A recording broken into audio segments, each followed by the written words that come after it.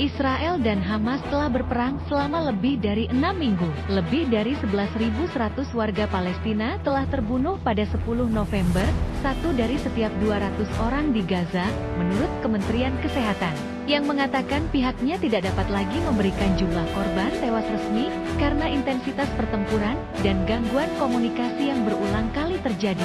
Setidaknya 1.200 orang tewas dalam serangan Hamas pada 7 Oktober terhadap Israel, hari paling mematikan bagi orang Yahudi sejak Holocaust. Berikut penjelasan dasar alasan di balik perang yang terjadi saat ini antara Israel dan Hamas, kelompok militan Palestina yang menguasai jalur Gaza.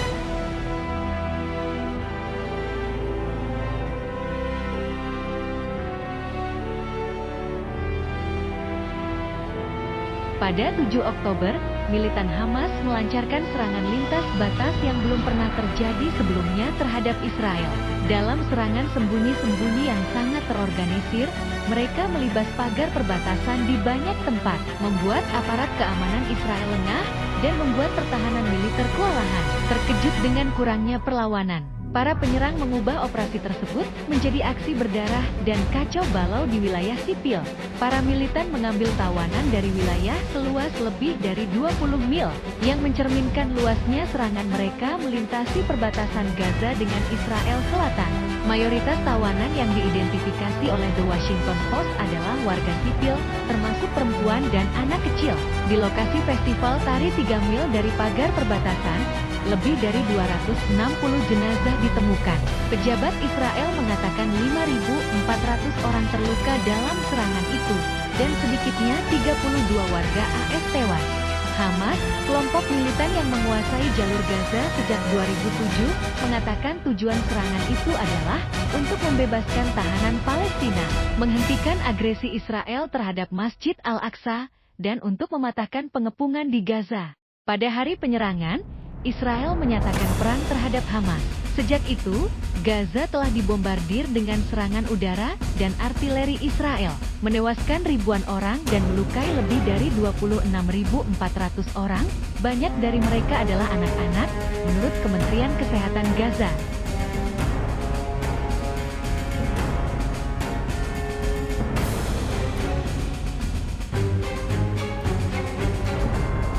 Konflik terbaru ini sudah ada sebelum berdirinya negara Israel 75 tahun lalu, dan berdirinya Hamas pada tahun 1987. Baik warga Palestina maupun Israel sama-sama menganggap wilayah antara Sungai Yordan dan Laut Mediterania sebagai wilayah mereka sendiri.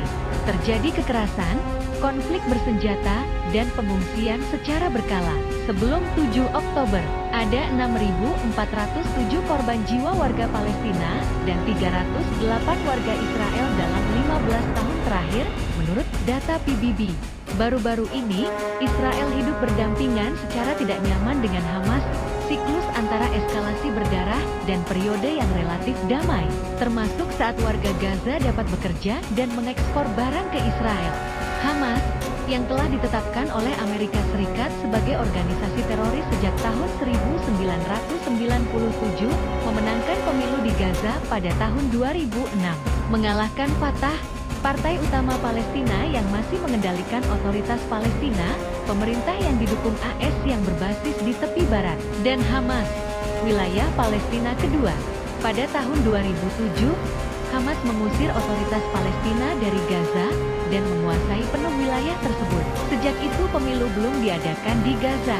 Hamas, tidak seperti otoritas Palestina, tidak mengakui hak keberadaan Israel. Kelompok tersebut, yang didukung oleh Iran, telah menggunakan bahan peledak dan roket, serta bom bunuh diri dan penculikan, untuk menargetkan Israel sejak menguasai Gaza. Israel membalas dengan blokade selama bertahun-tahun, membatasi impor dan ekspor serta pergerakan warga sipil masuk dan keluar jalur Gaza, yang berpenduduk sekitar 2,1 juta jiwa. dalam sebuah strategi yang dikecam oleh kelompok hak asasi manusia sebagai hukuman kolektif dan pelanggaran terhadap hak asasi manusia.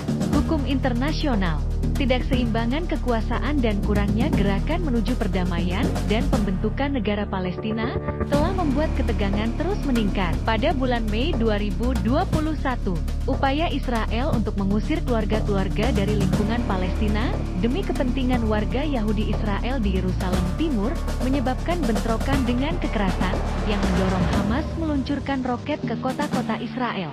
April ini, pasukan Israel menyerbu Masjid Al-Aqsa, sebuah situs suci umat Islam di Yerusalem. Bulan berikutnya, konflik 5 hari antara Israel dan Jihad Islam, faksi bersenjata Palestina lainnya, menewaskan sedikitnya 22 orang di Gaza dan 2 di Israel.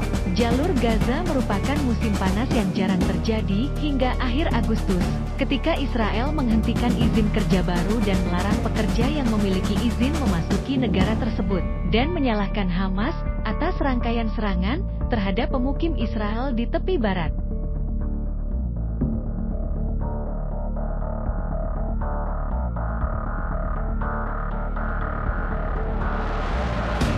Perdana Menteri Israel Benjamin Netanyahu, yang membentuk pemerintahan persatuan dengan saingan politiknya, telah berjanji untuk mengakhiri kekuasaan Hamas di jalur Gaza. Militer Israel mengatakan bahwa sasaran utama perang ini adalah kepemimpinan kelompok militan tersebut, dan para pemimpinnya mengatakan bahwa mereka akan menghancurkan kemampuan militer dan pemerintahannya sampai pada titik di mana mereka tidak dapat pulih kembali.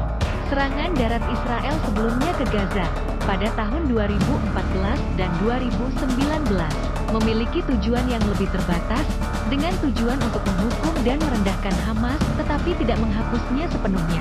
Lebih dari 1.000 warga Palestina terbunuh selama kampanye tahun 2019. Jumlah kematian pada tahun 2014 melebihi 1.500, termasuk lebih dari 500 anak-anak.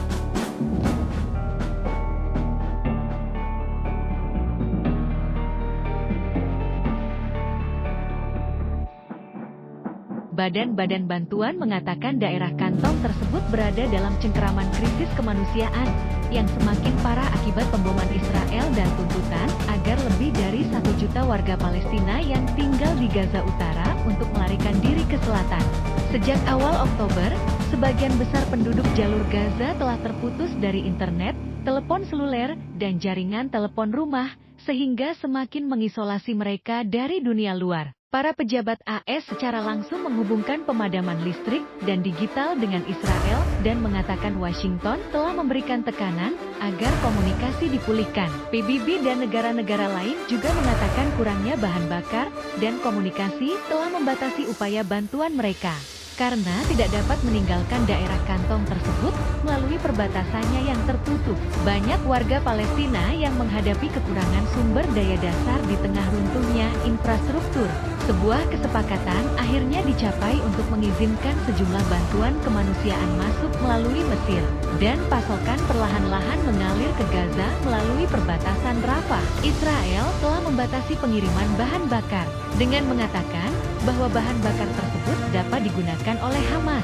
Sementara rumah sakit seperti Al-Shifa dan lainnya mengatakan bahwa mereka telah mencapai titik puncaknya karena kurangnya pasokan listrik. Pembukaan yang terbatas di penyeberangan juga memungkinkan beberapa warga Palestina dan warga asing yang terluka untuk berangkat ke Mesir.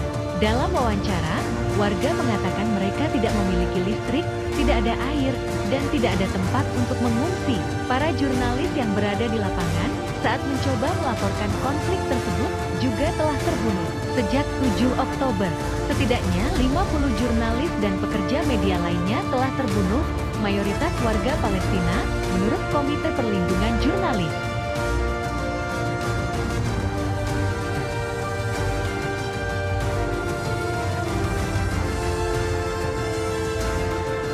Kesepakatan yang dicapai Rabu antara Israel dan Hamas bertujuan untuk menghentikan pertempuran di Gaza setidaknya selama 4 hari, Dengan imbalan pembebasan sedikitnya 50 dari 240 sandera yang ditahan di wilayah tersebut, kata pemerintah Israel. Perjanjian tersebut menandai gencatan senjata pertama sejak serangan udara dan darat selama 6 minggu dan mengakhiri pembicaraan internasional yang menegangkan selama berminggu-minggu yang dimediasi oleh pemerintah Qatar dan dengan campur tangan yang kuat dari pemerintahan Biden. Sebagai bagian dari kesepakatan, setiap sandera akan ditukar dengan 3 warga Palestina yang ditahan di penjara Israel. Israel akan mengizinkan lebih banyak bahan bakar dan bantuan kemanusiaan masuk ke wilayah kantong tersebut. Dan jeda tersebut dapat diperpanjang 1 hari untuk setiap 10 sandera tambahan yang dibebaskan di atas kelompok awal yang berjumlah 50 orang. Kata para pejabat, tak satu pun warga Gaza yang mengungsi dari rumah mereka di Gaza Utara akan diizinkan untuk melakukan perjalanan kembali selama jeda tersebut.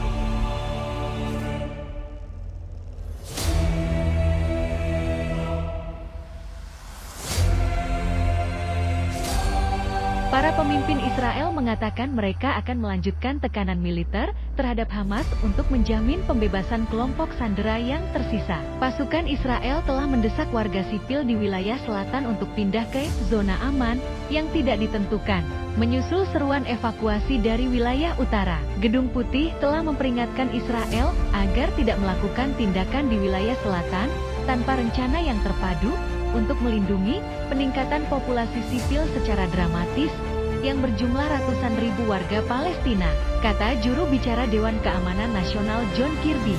Masih ada pertanyaan mengenai siapa yang akan memimpin Gaza setelah perang usai. Netanyahu mengatakan Israel tidak berusaha menduduki Gaza setelah komentar sebelumnya bahwa Israel akan bertanggung jawab atas keamanan wilayah tersebut untuk jangka waktu yang tidak terbatas, menimbulkan tanda bahaya di pemerintahan Biden.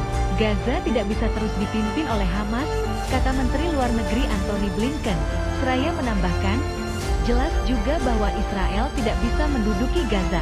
Pemerintahan Presiden Otoritas Palestina Mahmud Abbas akan kembali ke Gaza hanya sebagai bagian dari solusi komprehensif, kata para pembantunya. Meskipun para kritikus menolak gagasan tersebut dan mengecam kepemimpinannya sebagai pemimpin yang kuno dan korup.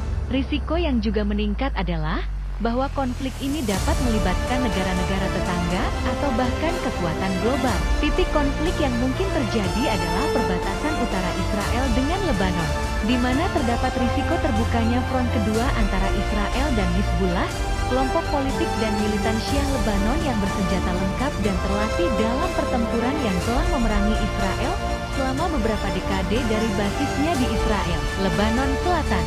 Iran, yang mendukung Hizbullah, membantah terlibat dalam serangan awal Hamas.